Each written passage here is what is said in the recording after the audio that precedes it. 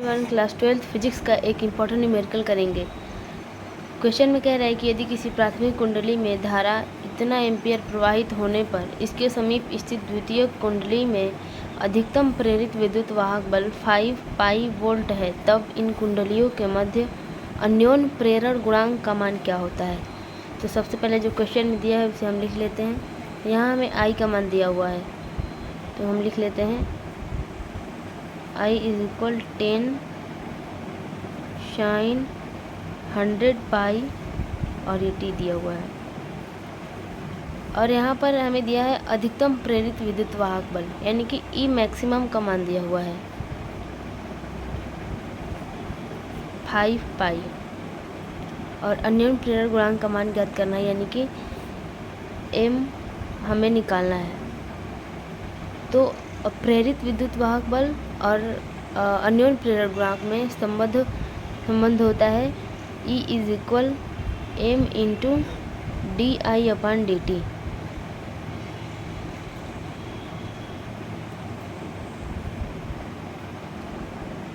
तो यहाँ से हम सबसे पहले D I upon D T का मान निकाल लेते हैं।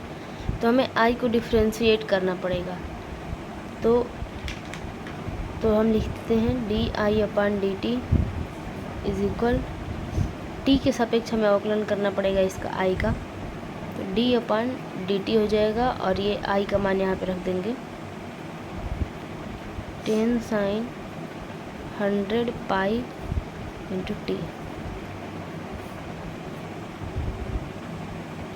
अब यहाँ हम इसका अवकलन करेंगे, तो ये 10 तो कांस्टेंट है, ये बदलेगा नहीं, और ये साइन और इसको हम x मान लेते हैं। तो साइन x का अवकलन क्या होता है, कॉस x।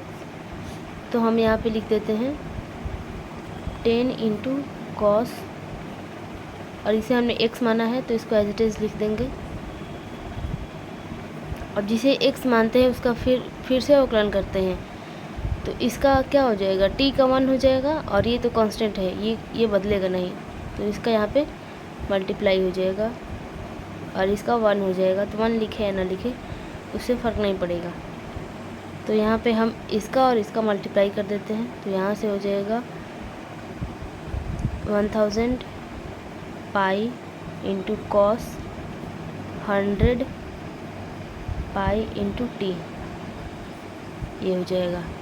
अब हम यहाँ पे देख रहे हैं कि हमें ई मैक्सिमम का मान दिया हुआ है, तो हमें इसका भी मैक्सिमम मान ही निकालना पड़ेगा, तभी जाके हमें ये निकलेगा इसका मान। तो इसका मैक्सिमम मान निकालते हैं हम, D I upon D T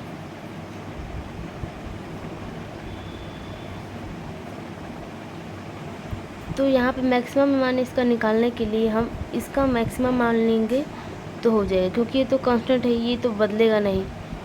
तो इसको x मान लेंगे, तो cos x का मैक्सिमम मान देखेंगे हम। तो cos x का मैक्सिमम मान क्या होता है, 1 होता है। ये cos x जो होता है ये -1 से 1 तक होता है। तो यहाँ पे इसका अधिकतम मान हो जाएगा 1, तो यहाँ पे हो जाएगा 1000 पाई इंटू, इसके जगह पे हम 1 ले लेंगे, तो यहाँ से 1 से मल्टीप्लाई कर देंगे। अब यहाँ से हो जाएगा डी अपॉन डी टी का मैक्सिमम मान 1000। अब हम फार्मूला में रख देंगे इन सभी मानों को, तो ये हो जाएगा E इज इक्वल एम, यहाँ पे मैक्सिमम ले लेंगे m into D I upon D T का मैक्सिमम। हमें m निकालना है, तो m इज इक्वल हो जाएगा, यहाँ से ये डिवाइड में चला जाएगा, तो ये हो जाएगा a max upon D I upon D T का मैक्सिमम मान। यहाँ पे e मैक्स का मान है 5 पाई, तो m इज इक्वल हो जाएगा 5 pi upon D I upon D T का हो जाएगा, इसका मान है यहाँ से 1000, और ये पाई है यहाँ पे रहेगा, तो ये हो जाएगा पाई से पाई कट जाएगा, और ये डिवाइड में 1000 है, तो 3 अंक बाद यहाँ पॉइंट लग जाएगा, तो ये हो जाएगा m इज इक्वल 0.005 का हेनरी हो जाएगा। तो ये हो जाएगा हमारा आंसर।